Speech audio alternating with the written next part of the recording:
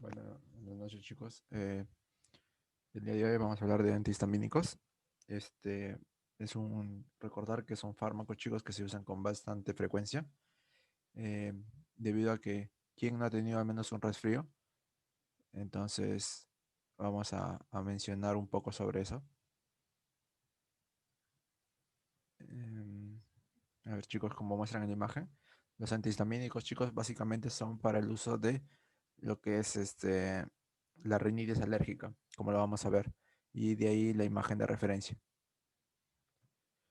Bien, chicos, recordar, chicos, que dentro de la fisiología de la histamina, recordar que la histamina proviene de la histidina. Después de una descarboxilación, a través de una descarboxilasa, para ser exactos, la L-histidina descarboxilasa pasará a ser la histamina. Esta histamina, chicos, está en muchas partes de nuestro cuerpo, pero nosotros debemos recordar principalmente que está en los gránulos de las células del mastocito. Recordar además, chicos, que es algo importante que tienen que saber, que aparte de la histamina encontramos proteasas, leucotrienos, prostaglandinas, factores activadores de plaquetas, citoquinas y quimiosinas. Estamos, chicos, que van a participar de la patología como el shock anafiláctico. Tener presente eso, chicos, porque es muy importante para la aplicación clínica. Ahora, como podemos ver en la imagen de aquí, la histamina, chicos, tiene básicamente cuatro receptores: H1, H2, H3 y H4. Eh, Nosotros debemos recordar, para temas prácticos de la carrera, básicamente estos dos. Pero de estos dos, el que nunca tienen que olvidarse es el H1. El H1, chicos, es el que se centra principalmente en lo que es la parte de antihistamínicos, como que es el tema de hoy. Eh, Todos están unidos a proteínas G. El H1 tiene GQ, por lo tanto va a aumentar la fosfolipasa C y con ello el aumento de calcio. El H2, chicos, tiene otro mecanismo, actúa a través de una GS. Y ustedes, como recordarán, la GS lo que hace es aumentar la adenilato ciclasa y con ello el AMP cíclico. Por otro lado, la H3 y el H4 tiene una función inhibitoria y por lo tanto es una GI y de esta manera disminuye el AMP cíclico, principalmente eso. ¿Estamos, chicos? Bien, ahora, este es un cuadro del Guckman donde podemos ver que el receptor H1, que es el que nos interesa básicamente, está ubicado en el músculo liso. ¿Músculo liso como quién? Como el bronquio. Por eso vamos a ver que hace broncoconstricción. El músculo liso del intestino. Por eso que aumenta el peristaltismo con la contracción del músculo intestinal. Además, las células endoteliales, chicos. Recordar, chicos, que en las células endoteliales el H1 se une a estas células y a través del óxido nítrico eh, va a producir una dilatación.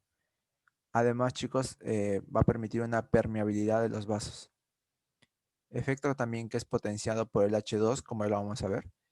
Y bueno, básicamente en las terminaciones nerviosas que se encuentran en la piel, básicamente las terminaciones nerviosas libres, el H1, chicos, actúa estimulando el prurito o la picazón. El H2, solamente para que lo tengan en cuenta, está básicamente, y lo que tienen que recordar es en las células parietales gástricas, es decir, en las células que producen el ácido clorhídrico.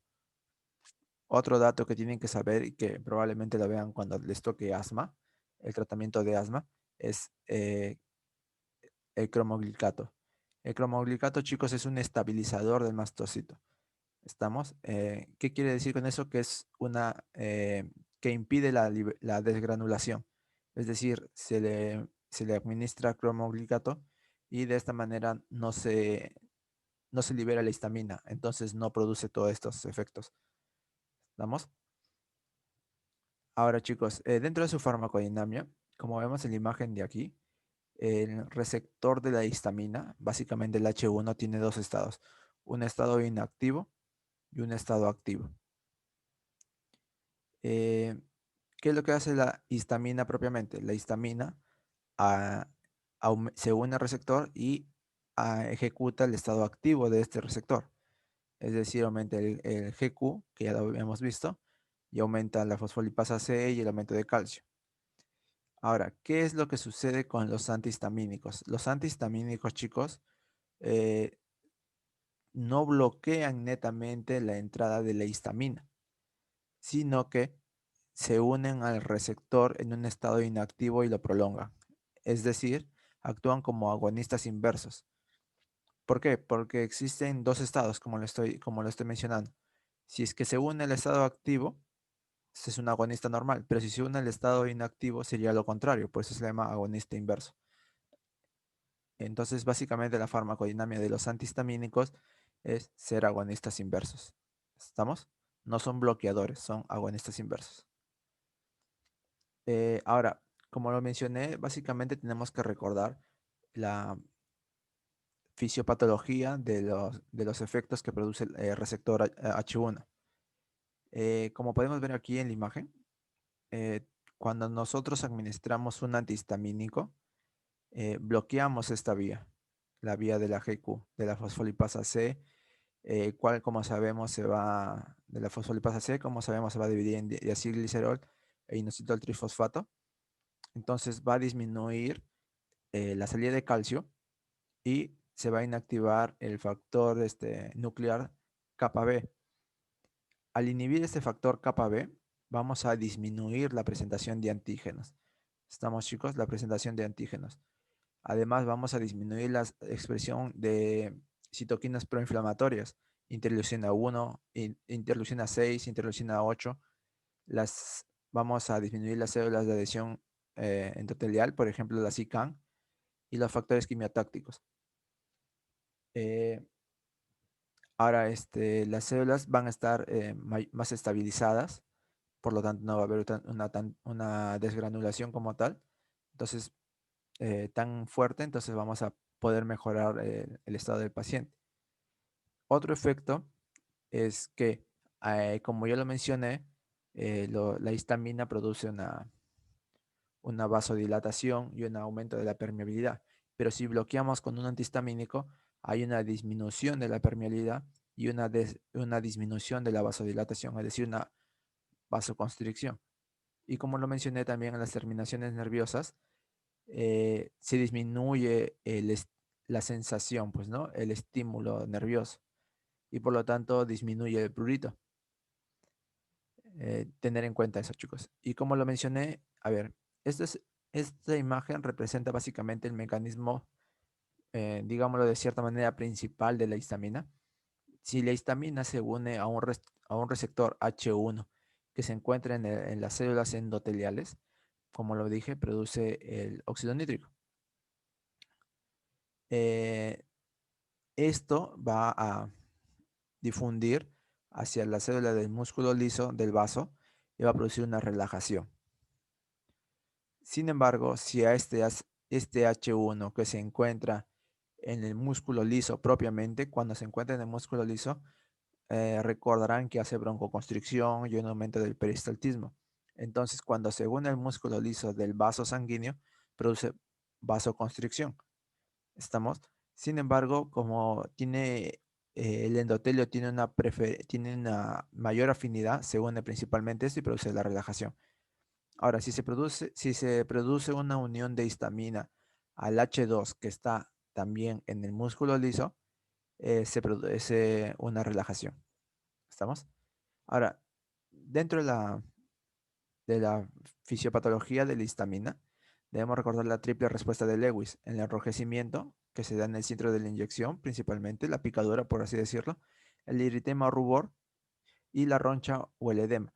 ¿Por qué se produce el edema, chicos? Porque existe una extravasación de líquidos. Como hay un aumento de la permeabilidad, se separa básicamente la unión de las células endoteliales, eh, se extravasa líquido y de esta manera se produce una roncha o edema, como se ve en la imagen número 3. Entonces, cuando nosotros administramos un antihistamínico, bloqueamos esta triple respuesta y de esta manera mejora el paciente. Por eso que un antihistamínico es el tratamiento de elección cuando, por ejemplo, un paciente se intoxica. ¿Por qué? Porque se enroncha, existe esta roncha o este edema, entonces el antihistamínico ayuda a que esto mejore. Bien, chicos, ahora los antihistamínicos tienen dos generaciones, una primera generación y una segunda generación.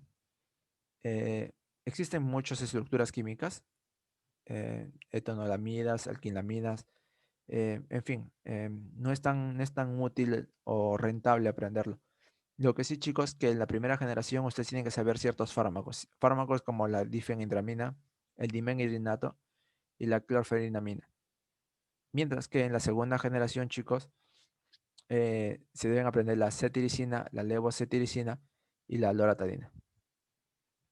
Ahora, como lo mencioné al inicio, los antihistamínicos, chicos, tienen una función principal que es antialérgicas y son útiles para la rinitis alérgica, contra la rinitis alérgica. ¿Estamos? Sin embargo, los fármacos, principalmente de la primera generación, tienen una gran tendencia a la sedación. ¿Por qué? Porque estos fármacos, chicos, logran atravesar la barrera hematoencefálica y producen, de cierta manera, una sedación.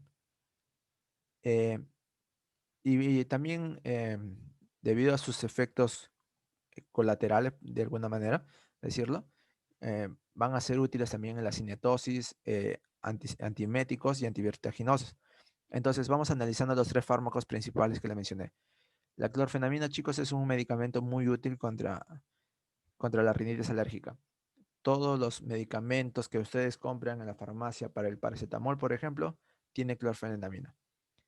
Clorfenamina. ¿Por qué? Porque es el fármaco por excelencia, por así decirlo, contra la rinitis alérgica. Sin embargo, existen muchos pacientes o familiares de repente de ustedes que les va a decir, sí, pero a mí me da sueño. Exacto, una reacción adversa. Produce gran sedación. La difenhidramina, por ejemplo, también puede ser útil, pero también se usa como un tratamiento a corto plazo o de alguna manera decirlo contra contra el insomnio. Entonces, más o menos ya pueden ver que tiene un gran poder, de sedación, una gran potencia en ese aspecto. El dimengrinato, chicos, principalmente es antiemético y anticinnetóxico o antivertiginoso. ¿Estamos? Básicamente contra estos dos es el dimengrinato, entre el vértigo y entre los vómitos. Y este es el famoso Gravol. El dimengrinato es el famoso Gravol que ustedes compran. Y es esa pastilla que, por ejemplo, que cuando viajan algunas personas a la sierra, a la serranía, toman Gravol. ¿Para qué? O dimengrinato. ¿Para qué? Para que no les dé el famoso soroche. Es decir, el dolor de cabeza, los mareos, las náuseas y toda esa sintomatología que presenta.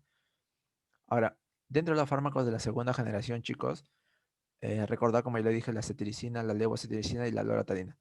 Estos fármacos, chicos, no son sedantes o tienen muy poca tendencia a hacerlo. Eh, Fármacos como por ejemplo la loratadina es un fármaco muy bueno para las personas que realizan trabajos donde se tiene que estar alerta. Por ejemplo, una persona que es chofer o nosotros mismos que tenemos que estar siempre alertas en la guardia, por ejemplo. Pero principalmente acuérdese del chofer. El chofer, tú no le puedes dar una clorfenamina. Ese chofer puede quedarse dormido manejando. En cambio, tú le puedes dar una loratadina. ¿Por qué? Porque no produce efectos de sedación. Hay que tener en cuenta eso, chicos. Dentro de la farmacocinética, chicos, se administra básicamente por vía oral. Todos los antihistamínicos se administran básicamente por vía oral. Tienen una abundante unión a proteínas plasmáticas, como podemos ver en aquí. Y lo que tienen que recordar, chicos, es su duración de acción. Básicamente son de 4 a 6 horas en la primera generación y la de segunda generación llega a aproximadamente 24 horas. Entonces, un medicamento como la clorferinamina, por ejemplo, lo podemos administrar cada 6 a 7 horas. Eh, Mientras que las de segunda generación se les da una dosis diaria. Entonces, tener en cuenta eso, chicos. Básicamente eso. Ahora, el metabolismo básicamente va a ser hepático. Sin embargo, la cetiricina, por ejemplo, cetiricina básicamente se excreta por la orina sin un metabolismo. Es una característica de este medicamento. Los demás generalmente se degradan por los citocromos P450. ¿Estamos?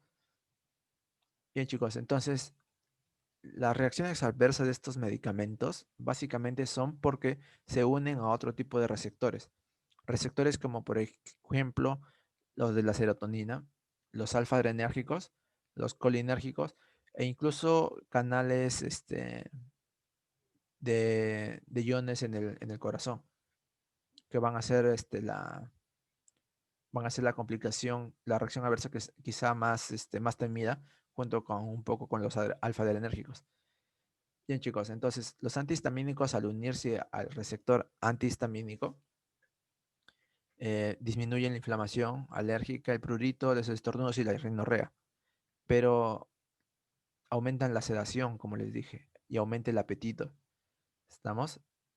Aumenta el apetito y aumenta la somnolencia. Eso es uno de los, de las reacciones adversas. Esto, además, el apetito puede verse también influenciado por receptores de la serotonina y también puede verse el aumento de peso. ¿Estamos, chicos? Son reacciones adversas que hay que tomar en cuenta.